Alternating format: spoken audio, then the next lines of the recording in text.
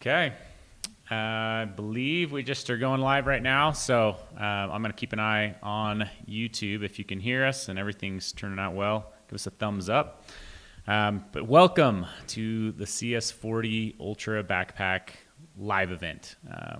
We're going to spend some time today talking about the backstory. There is a podcast out right now that you'll be able to go and listen to get a real deep dive, granular approach to the story of the CS40. But we're also going to take some time today to answer questions. So if you have questions on the CS40, please drop them into the chat. We are going to be monitoring that. And this is going to be fun. It's going to be fun. How are you doing today, Brigham? Doing well. Doing quite well. It's exciting to talk about this. So, did anyone see how excited everything about Brigham looked there when he said he was excited? So this is Brigham excited. If you guys don't know Brigham, he's very excited. Little tangent. I was just in the Grand Canyon over the weekend, and my wife posted some pictures, and there was a picture of the whole group of like 17 of us, and in the background there was a guy like way off by himself on a rock, like just like looking off in the distance with his, like this, and like 5 people thought it was me. They thought I was just the guy that was like didn't care to be in the, and I don't like being in pictures, but it was pretty funny that everybody just assumed the guy in the background sitting independently, not in the picture, looking the other way was me. So they're like celebrating that you finally made it in a photo instead of ducked out of it, and it wasn't even you. Yep. Makes sense. I could see why they, get that impression. They just assume. I mean, I don't know why. It's a worthy assumption for sure. Okay, for those of you that are just joining, this is the CS40 live event. We're super excited. We're going to be answering your guys' questions, all things related to the CS40 right here. So we'll take you through a little bit of the backstory here on the product and just do our very best to answer any questions you guys might have. We're definitely excited. We've been working on this project for a very long time. Brigham especially has been really working on this project for a couple of years now. We've been going through prototypes for the last 12 months and putting in tons of field time on this piece. So obviously a launch day like this is very exciting to us. And we've already had a tremendous amount of you pre-order this pack. So we're very excited about that as well.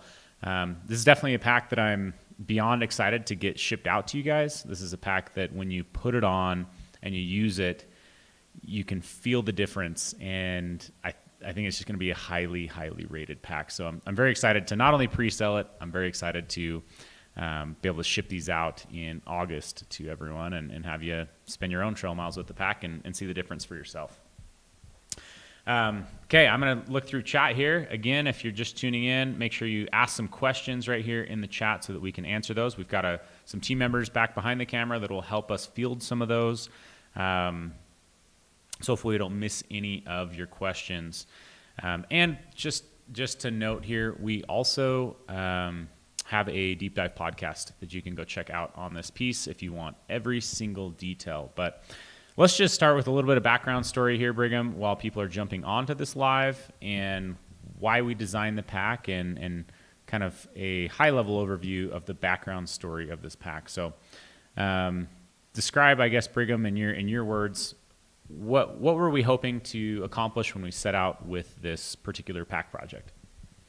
Well, definitely wanted to offer another backpack that would meet the needs of more ultralight backpackers out there.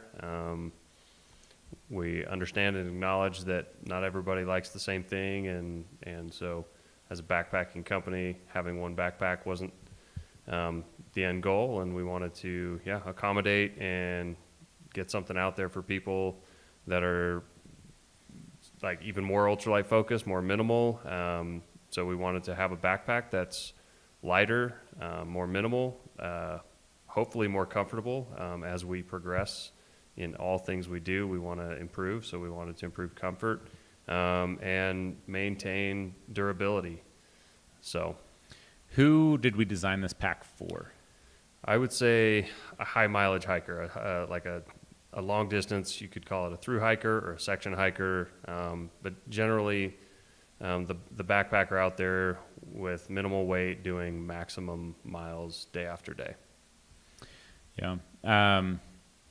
So let's talk about just 2 quick highlights before we get into some questions, because we're already getting a lot of questions, so we definitely want to dive into those. Let's talk about fabric and frame. Those are kind of the 2 big upgrades and expenses to this pack, besides just all of the actual patterns and things, the cut and sew aspects of the pack. So starting with the fabric, what makes this fabric stand out, and why is it, it's a big component of what makes this pack's price land where it lands. So, what makes Ultra fabric worth paying for? Well, the raw materials are very expensive. So Ultra uses Ultra fibers, which they're exponentially stronger than nylon fibers, but they're also exponentially more expensive than nylon fibers. Exponentially more expensive. But yeah, it's incredibly strong and lightweight fiber. And Ultra is taking those fibers, weaving them with high tenacity polyester, and all that means is a stronger composition of polyester that resists breaking and tearing and failing. So, but it's then laminated on the inside, and the whole process is expensive, from making the fibers to making the polyester to making the film that's laminated, and then making a composite fabric out of all of that. But Ultra, what makes it really special is its durability for weight ratio. So the reason we went with Ultra Weave was because we wanted to have high durability, and I would say even increased durability over fabrics we've used in the past, like Robic 100D nylon with Spectra ripstop. We wanted to up our game in terms of durability while maintaining that same weight class of the 100D Robic nylon. So Ultra Weave fabric is, compared to 100D Robic, like way like off the charts more durable in terms of abrasion resistance and tear resistance and tensile strength. But compared to, I would say, a very popular ultralight fabric, namely DCF, which is Dyneema composite fabric, the heavier weight, more durable option is DCF or DCH 150.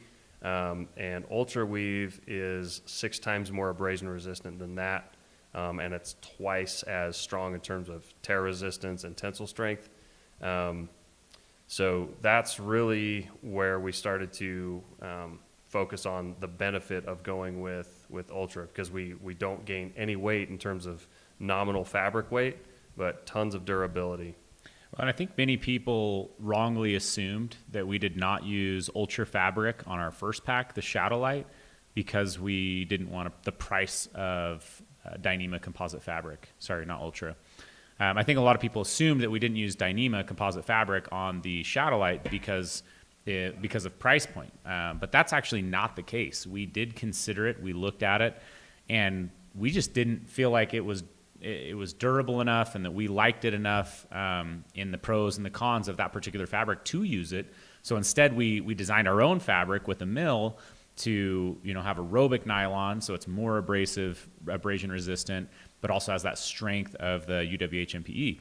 So with this fabric, it did allow us to use more of that particular fiber that's so strong, but have that abrasion resistance as well. So it's a very cool upgrade fabric, I guess you could say, in terms of just what you're going to get out of it in the field with abrasion and strength, especially over what options have been available in the ultralight category of fabric. So definitely very excited about that. And another quick hit really quick, because I do see a lot of questions, and we are going to get to your guys' questions, so keep dropping those in the comment section here. The other thing I wanted to talk really briefly about is the frame with carbon fiber stays as the frame. This is a big deal. In fact, just recently we were hiking on the west rim of Zion, and I've been using the CS40 pretty much exclusively for, I don't know, the last year. And so I went back to the Shadow Light and used it on that trip because I was kind of the pack mule, carrying a little bit of extra stuff. And whether you're going from an aluminum frame pack to the CS40 or going backwards, you can notice an immediate difference putting it onto your body. Namely, the carbon has the ability, if you were to think of, say, a fishing pole, and how when you begin to bend a fishing pole, that the end tip really bends easily and then it gets stiffer and stiffer. It's the same concept with this carbon fiber in this frame, is you've got a little bit of give before it starts to get stiffer and stiffer. And what that means is when it's on your back, it just brings a very plush ride, while still transferring all of that weight down to your hips. So there's still a full-length frame in here at about 24 inches long with the medium and regular torsos, and a little bit shorter for the shorter torsos. But you're able to transfer that weight down, but you just get this amazing plush ride. And with the carbon fiber stays, we were able to shave almost 50% of the weight out of our previous frame. So 2 massive upgrades that I'm very excited. That's probably the number one thing I'm most excited for people getting this pack that have already pre-ordered this pack. I'm excited for them to put it on, load it up, and just feel that immediate difference of kind of that subtle plush ride of the frame that it has to offer. So any other comments, I guess, on the carbon fiber frame before we dive into some more questions? Yeah, I think if you're trying to like reduce weight on a backpack, you've only got your materials are limited because it's a pretty simple backpack as it is. But when you have kind of like metrics or objectives you want to maintain in terms of load, support, and transfer, then it kind of narrows down the materials that you're going to use. And our focus with the backpack is the best performance we can get, so nothing's off the table in terms of materials. If there was a better material that would hit our target objectives, then we would use it. And carbon fiber is just one that kind of we were able to dial in the performance that we wanted in terms of how those fibers are laid up and then compressed to make the carbon fiber stay. But as far as like the price, it ends up where it ends up because we're just focused on the performance of the pack as a whole product, right? Yeah. We go into a lot more detail in the podcast, so go check that out if you really want the details of even kind of the proprietary, stiffness and twists that we put into each stay and some of those types of things, because we do go into that. And then last thing I'm just going to mention is this thing just carries so well. We spent so much time on the harness system. We spent, Brigham does a phenomenal job of the way that we cut the side panels to help hold the weight up and where it needs to be.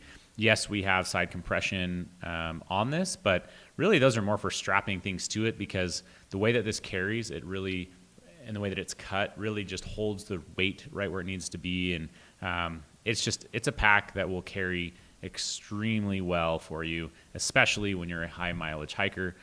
You'll notice it a lot by after you get past mile 15, and you're into a long day. So it's a very, very fun pack. But you guys have been asking questions, so let's dive into that. That's what we've promised on this, is that this is a Q&A. So let's just start reading through some of these. Michael is asking, will a Bear Vault 475 fit inside or on top under the strap?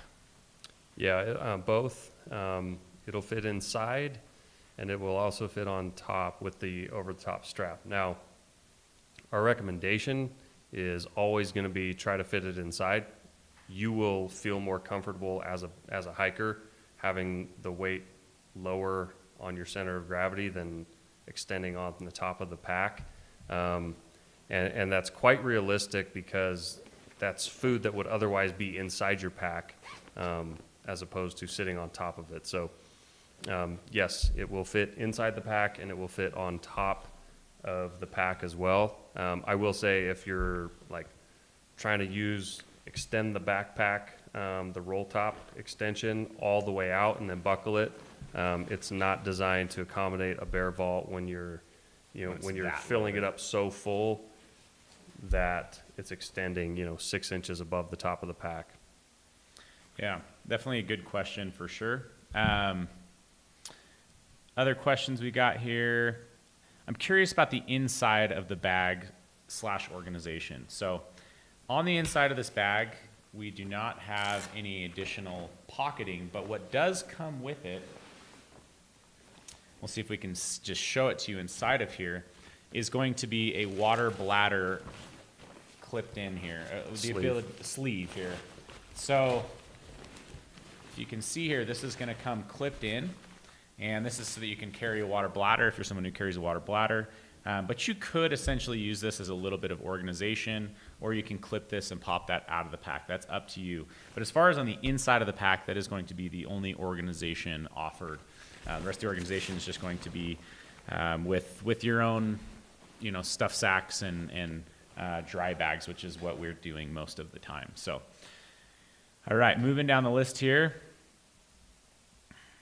Do you think the frame and the fabric would hold up using the back as prop for your knees or spot for a pillow while sleeping? Using the back as prop for your knees. So I think they're saying, like, if you were to sleep on this, like put your feet on this pack maybe while they're sleeping, is my guess. If you were to carry a 3/4 pad, some people will take their backpack and slide it under So if it's their empty? feet. Yeah, I'm guessing that's what they're asking. I think, absolutely. Yeah. You're inside of a tent. There's no... plus this thing is the fabric is so abrasive resistant that, especially inside of a tent, there's going to be no qualms with sleeping on this. You're not going to bend the frame or anything like that, so there's no worry about laying on top of the frame. It's totally viable if you're using like a 3/4 pad. Brian's just saying he likes the look of it with the white and black and the logo.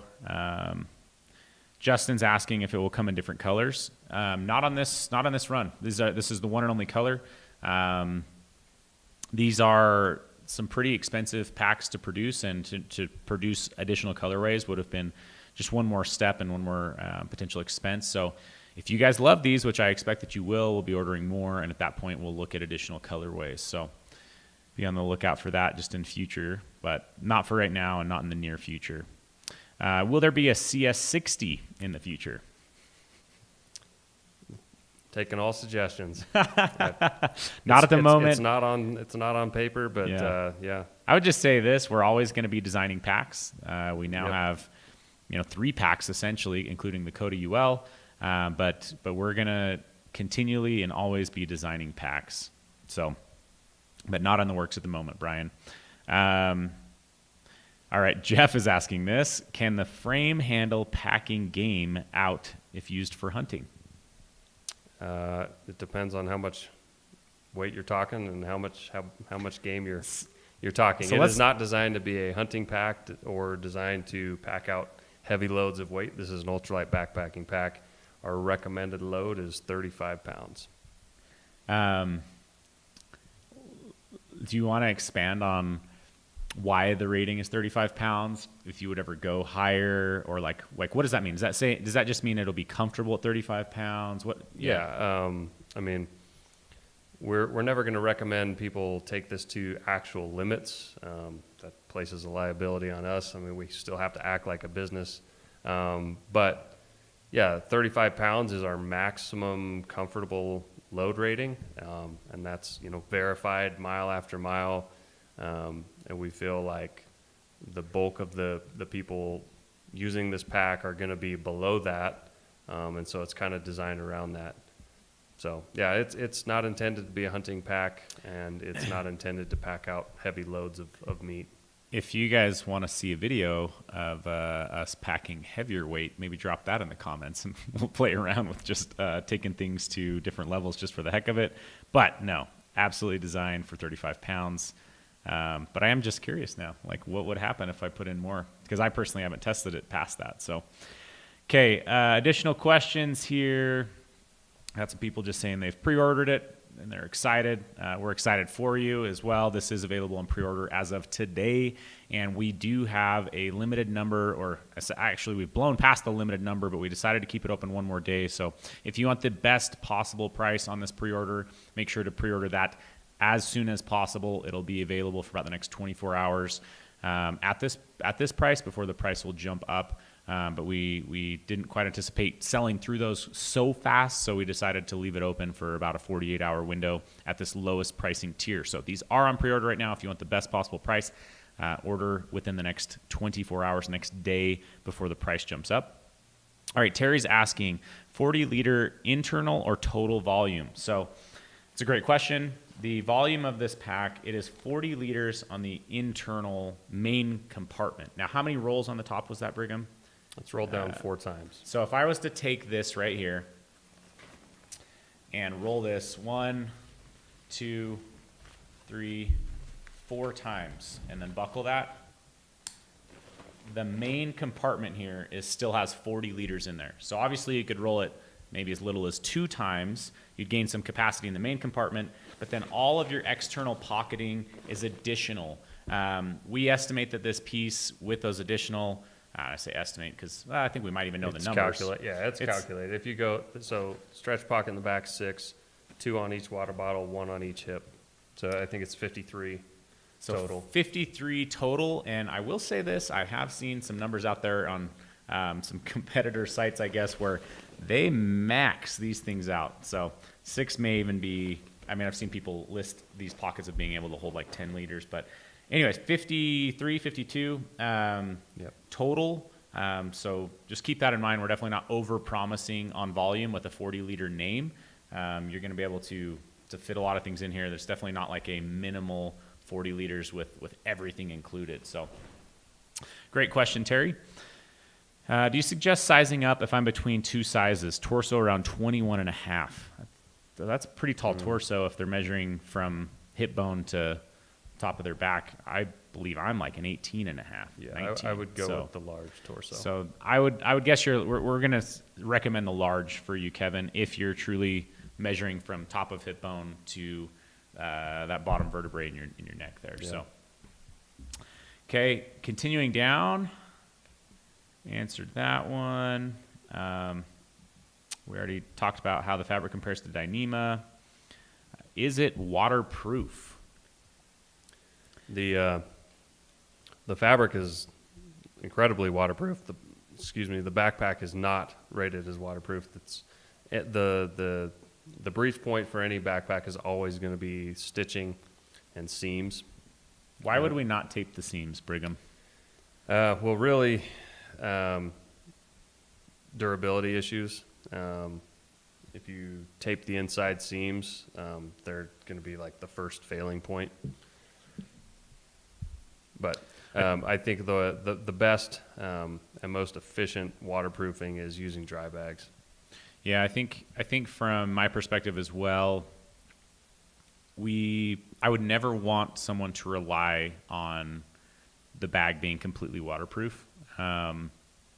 Meaning if you were completely reliant on the bag being waterproof at all times and then it becomes unwaterproof for any reason, which can be highly likely with seam taping and the use of a backpack, then you can leave yourself open to some extreme risk at times. So we'd rather have you waterproofing it, yourself on the inside of the pack. But that being said, don't expect to get massive amounts of water in the pack because it is the fabric is very waterproof. And we've definitely had it in the rain and I've never had water get into the pack regardless, and that's with no seam taping. So That's kind of our philosophy on that. Could you talk a little bit more about the waterproofness compared to Dyneema Waterproofness, the fabric itself, it's equally as waterproof as DCF fabric. In the lab. And then I would say once it's been in the field a little bit.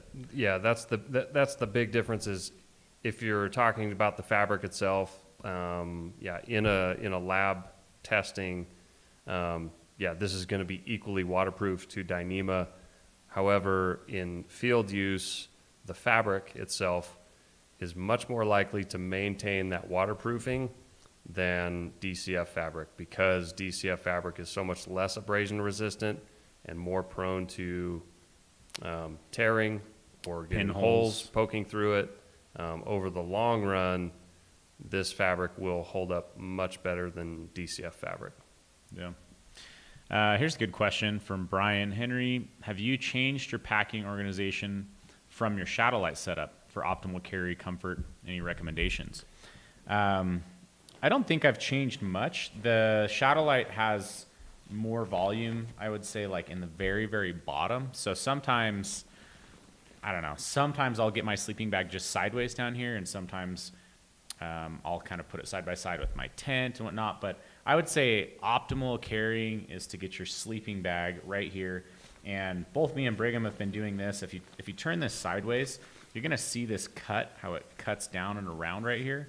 Taking your sleeping bag or top quilt, we put ours in dry bags, and then we just stuff it down in there and mold it to this bottom corner. And then everything else is going to fit on top. Now, as you look at this pack, you see it's a little bit wider right through here than it is right here or even at the top. And so getting your sleeping bag right there and then loading things on top, it all fits. It like that's going to put the bulk of the weight right here in the center of the pack for optimal carry. And that's worked really, really well for us. So if you can get your sleeping bag top quilt in the very bottom of this pack, that works out extremely, extremely well. Yeah. As far as recommendations, definitely do what Tayson just said. I think with any pack, how you pack it will affect how comfortable you are, or it can make it more of a comfortable day. So, just randomly throwing things in without paying attention is going to result in a less comfortable day, regardless of the backpack. I like to put my top quilt in a dry bag and squeeze the air out and then roll it up and clip it together. And then you can actually mold the shape of that to fill in every cubic inch of the bottom part. And then I'll do the same thing with a tent on top of that, and it all smashes together and fills up the volume very well. It leaves hardly any voids within the pack. And then try to pack things horizontally and stack things as horizontally as possible, filling in as many voids as possible. That'd be my recommendation. Yeah. One thing, just while I've got the pack here, I wanted to point out too is just look at the volume on these side pockets here. So right here's the main bag. So this is all volumized, so that you can get a 1.5 liter smart water bottle in here and still have room. You can get 2 1 liter smart water bottles side by side in this thing. Just a lot of room. And you'll notice that these come right off the bottom. So when they're volumized like this, we can get them to come right off the bottom of the pack, which enables most people to be able to reach back and grab water bottles on the fly out of this piece. So the bottle sits a lot lower in the pack, which makes it a lot easier to grab. For sure. And then just while I've got this here as well, I would just maybe point out this. We do have an optional accessory that we rolled out with the CS40. So this is a small water bottle pocket, or phone pocket, or whatever you want to use it for. But obviously right here we've got a 500 ml flask in there. So that's about the size and capacity of what this is probably going to be most used for. This is a really, really nice piece, and this is included with every pre-order. So if you order this pack on pre-order, you'll get one of these for free. So yeah, just be aware of that pocket. This is a piece that can come off and on the pack, if you so choose. And once these are out, they could also be added to the shadow lights. So something to note there. Okay, moving on with some additional questions here. Again, if you've got questions, pop them in the chat. We're here to answer questions. Hopefully, we'll get through all of your questions. But there's just a really good blanket question for you, Brigham. Oh, I just lost it. What design elements make your product stand out as a better choice over your competition? Just coming out with everything. I don't. Yeah. How much time do we have? Yeah, a couple hours. I would definitely recommend listening to both podcasts and watch every video on the Outdoor Vitals official YouTube channel. Right. I think depends on who you're comparing it to. Right. You would get probably the best explanation. If we want to quickly run down through, one thing will be what Tayson just talked about: the water bottle pockets. Designing them with volume that extends away from the pack and sits low. This side panel curvature, that that forces the load to not sag, or it prevents it from even being able to sag below the bottom of the hip belt level. You don't want your backpack, the bottom of the backpack, to be flat, because then this part of the pack can sag lower than the hip belt. That will result in discomfort over time. Our back panel, which is like pretty critical part of the suspension system, including the carbon fiber frame. That's another thing that sets it apart. But the back panel, compared to competition, I mean, if I want to just call it out as simply as can be, it has foam in it and not waterproof fabric that's up against your back. If you're talking about the competition, then that will definitely set it apart.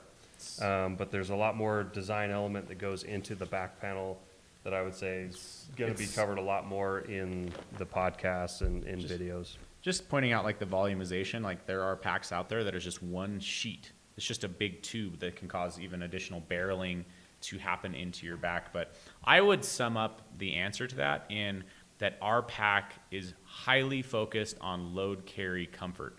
To us, a backpack's core purpose is to carry whatever you choose to carry on the trail as comfortably as possible. And if you don't even notice your backpack, that means that it's doing its job. And so for us, we really, really focus heavily on its ability to carry the weight comfortably. And so for us, that means, that we have a frame. Yes, it's a 2-ounce frame, but that frame can make loads over 15 pounds significantly more comfortable, and even under 15 pounds. But we're not going to go frameless with this pack, right? Or we're going to optimize every part of that backpack for load carry. And so it's hard to like if you go to the deep dive videos, deep dive podcast, you're going to get the detailed breakdown of that. But the reality is every part of that is designed for maximum comfort with load carry, not just shaving weight, not just reducing cost of production, or making it easier to sew the product, or fill in the blank. I would just say that this pack is going to be something that when you take it into the field, you're going to feel the difference, especially when you're getting into those later miles in the day. So, even just the fact that we've got very, very functional load lifters on the pack. Every part of it is, I would say, where it stands out the most is its comfort in the field. So, good question, hard to answer in a short, brief amount of time. Do you have a link to the podcast? I don't see one on OB's website. We already got that dropped in there. Let me just see what else we've got going on here. Is there a handle at the top of the pack? There is a handle right here. So I don't know if you'll be able to see this, but there is a carry handle right there. Well done with the internal storage as advertised storage. Yeah, we're not trying to overpromise anything there. Someone again asking if the top cinch strap is long enough for a bear canister. It is, even though it's not our recommended place to carry it, but it can. I already answered some of these, so if your question doesn't get answered, you can re-watch the first part of this, and you'll see that we've answered some of those. Will a second shoulder strap pocket be available for purchase? That's Brad. Yes, it will be. It'll be just an accessory you can order on the site. So the answer is yes. Maybe just go and talk a little bit more about that shoulder pocket, specifically how custom it is with the elastic and Yeah. I mean, we can, because it looks like someone's asking if this will fit on the Shadowlight. So It's universal, yeah. It'll fit on any backpack as long as you can unstrap or take the webbing out of the tensioner at the bottom of the shoulder strap. It just slides on and clips on. yeah, so you've got just 2 elastic pieces here that hold that nice and tight up against the shoulder strap, which also does not hinder your ability to raise and lower your sternum strap. So you can still raise and lower that. It's very firm, top and bottom. It's not going to be flopping around on you. And then up here, to keep it from sagging down, you've got your clip to clip that onto. So that will be universal. We know it'll work on all of our packs, and will likely work on a lot of other packs in the market. So, Okay, here's a question, is from 360 Degrees of Tasmania. Is the hip belt strap and clip the smaller size like the Shadowlight 60, or is it larger? If it's the small one, why did you make that choice? Love your products. So basically just asking on this clip right here. So we did have some changes on this buckle here from the Shadowlight. The buckle itself, I believe, is the same. It's the same buckle, same size buckle. But what you will see is we've got two straps extending all the way to the buckle now. So that's going to diversify the load. It's going to be a little bit more comfortable on the body. Spreads out the pressure as you tighten the hip belt. It spreads the pressure to 2 points as opposed to one center point. Yep. So if let's say I don't know if your question was really related specifically to the buckle itself, but if maybe the single strap was cutting into you a little bit, this should be a little bit more comfortable for you. So hopefully that answers that question.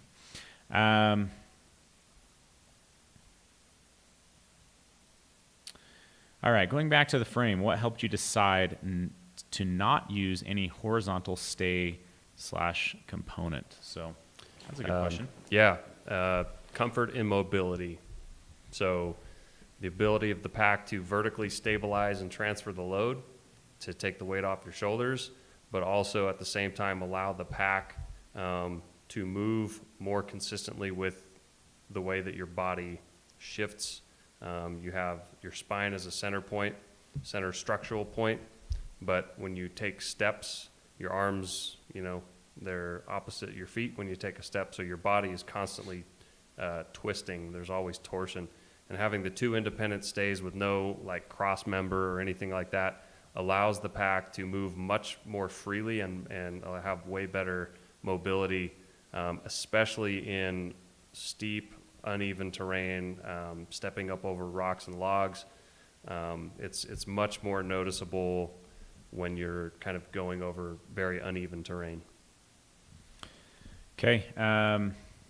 Ben is asking to clarify the external volumes again. I think that you said the stretch pocket was 6 liters, but on the website it says it's 1.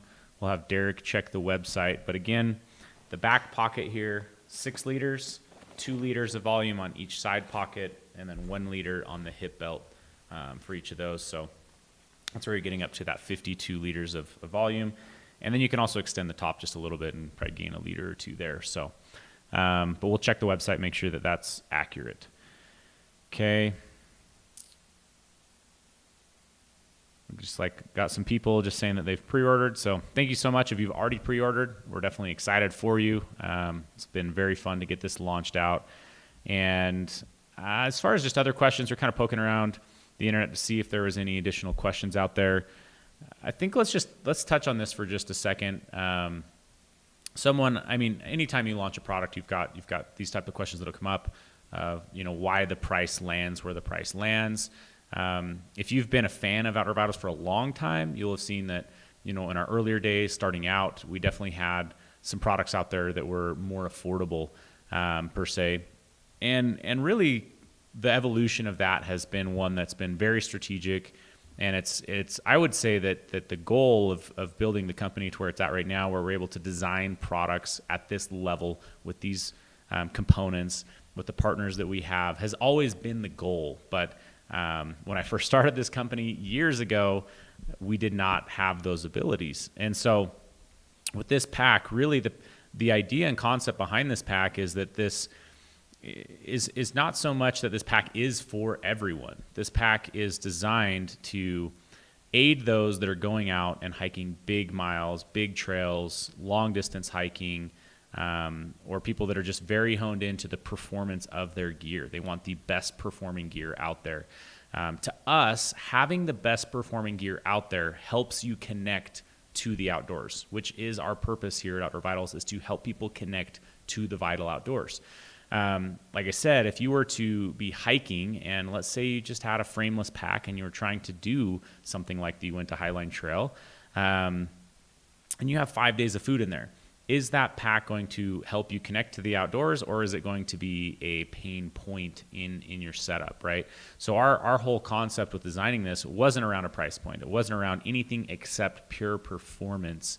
And that performance to us is what enables you to go and do and I don't want to say like be like thoughtless, but again, if your backpack is not a pain point, if your backpack is just providing comfort and your ability to go and do more things, then we're accomplishing our purpose here at Outdoor Vitals. So that's exactly what I expect this pack to do. I expect this pack to be able, for anyone who gets this pack, to be able to go and throw just about anything at it, whether you want to be a section hiker, a through hiker, whether you're really into high mountain wilderness areas like I am.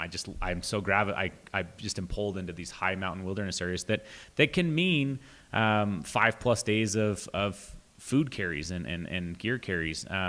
Whether you like to go backpacking in the middle of winter, like we much enjoy, that is where this pack is going to shine, is that it's just a performer in all these situations where base weights can range down to, 7-8 pounds at a minimalist situation in the middle of the summer, or it could range up to nearly 20 pounds in the middle of winter when you might be carrying a bigger shelter and a stove. This pack is going to perform in those situations, and to us, that's what it's all about, is giving you guys the tools to go and do whatever it is that you want to, that will help you connect to the vital outdoors. Okay, with that being said, I'm going to give you guys one last chance to ask any additional questions, and I think we're going to wrap this up. This has been a lot of fun. We've had some really solid questions. We're definitely really excited about the pre-orders that have come in. Again, you've got about 24 hours to place pre-orders at the biggest discount that we'll be offering on the CS40, and you do get the included water bottle, pocket, shoulder accessory strap there. So be aware of that when you are pre-ordering. That will just be shipped with your pack when they ship in August. Any last thoughts here while we're letting them punch any more questions into the chat box? Well, it's a little bit related to what you were just talking about. We didn't want to make any compromises in terms of materials or design. If there was a material that we felt like was going to make the product or help the product perform better or make it more comfortable or make it last longer, that's what we were seeking after.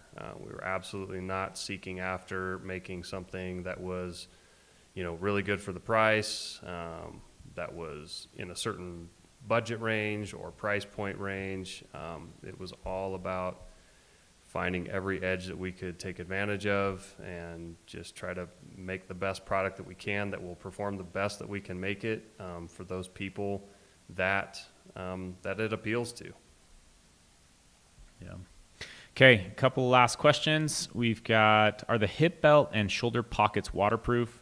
Michael, the answer to that is no. The shoulder strap is actually just mesh, and then the lower pockets here, they probably have a shoulder pocket. I think he's talking about this. Yeah, it has this giant hole in the top. Yeah, giant hole and mesh, so that's just going to be super breathable. It'll draw out really quickly. These ones here, also the same, not going to be waterproof. Fabric, does the fabric have a PU coating or anything like that? Yeah, it is. So we'll call it water resistant, but not waterproof.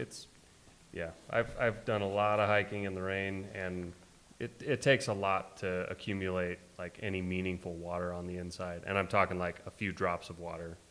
Yeah, if they're not waterproof, we're not going to claim that they are, but it's still pretty hard to build up a lot of water inside the hip belt pockets. Yeah, I know we didn't get to it, but you guys are going to really enjoy when you get these packs, just looking at some of these fabrics right here, just for increased breathability in the shoulders and just have a really, really cool look. So excited about that for sure. Are the carbon fiber stays removable? We don't advise you to remove them, but they are removable. Drain holes in the side pockets. Yes, there's a drain hole in the side pockets. There's not a Y-strap option. I will say I messed around with this on one of our most recent trips. We did offer some little tie points right here, some little webbing tie points, and I strapped a Helinox chair on the bottom of this. It carried really well. That's just by request actually from the Shadow Light. But as far as on the top, the Y-strap, if you were to do that, that would be kind of a custom thing that you'd end up doing. But there's plenty of tie points up here if you were really looking to add something like that up there. So. Okay, Brent, we've talked about the bear can. It will fit on top, although we advise putting it in. Okay, I think let's go ahead and wrap this up. So last thing I just wanted to say as well is if you do want to be entered into a giveaway on the CS40, we are running one giveaway on our podcast right now. There's been a few people that have had some issues getting entered into that because they're not, iPhone users or using iTunes or whatever it's called over there. I'm also one of those people. But if you want to get entered into this, we're going to open up another way to enter in to win a CS40 from us. And that's going to be to go and subscribe to the Live Ultralight podcast channel. So go subscribe to that channel and leave a comment on the podcast. It'd be our deep dive. I guess you could do either one, either the deep dive podcast or the teaser podcast on that YouTube channel. So subscribe and leave a comment on one of those videos and you'll be entered in to win. Otherwise, go leave a review on iTunes and you'll be entered in to win. But that being said, pre-order the CS40 now. And if you are the lucky winner, we will refund your money or give you store credit for equal amount. So you're going to want to lock in the price while you can and get the bonuses while you can. And if you happen to win, we'll give you even more gear. So go do that. Go over to the Live Ultralight podcast, get subscribed, and drop us a comment or go leave us a review on iTunes. But very, very excited about the CS40. I think we've covered it all. There's a ton of information out there. It's been a fantastic and fun pack to design and talk about. I'm very excited to get it into your guys' hands. This really is a pack that can do it all, especially if you're someone that's an ultralight backpacker doing big miles and taking your backpack out into all sorts of situations.